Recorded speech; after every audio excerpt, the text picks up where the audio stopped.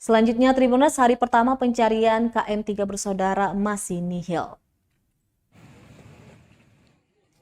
Pencarian hari pertama kapal kayu KM3 bersaudara yang tenggelam di antara perairan Pulau Ambon dan Pulau Buru belum membuahkan hasil.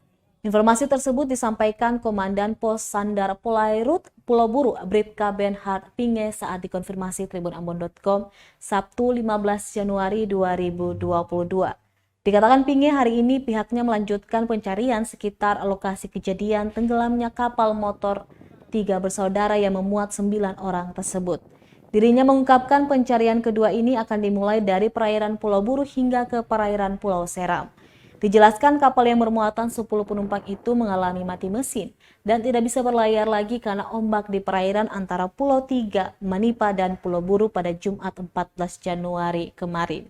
Saat itu KM3 bersaudara bertolak dari pelabuhan Natukau, Ongkoliong, Kota Ambon, menuju Desa Namlea Ilat, Kabupaten Buru pada pukul 4 pagi.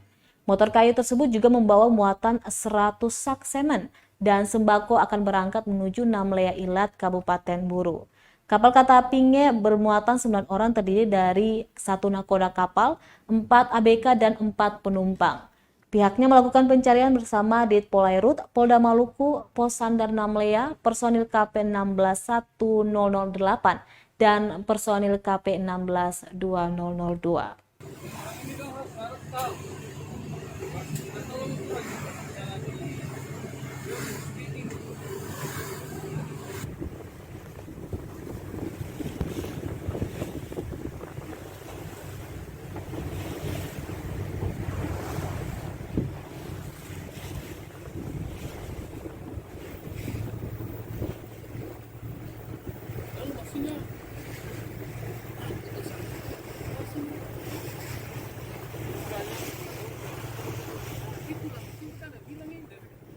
Terima kasih sudah nonton.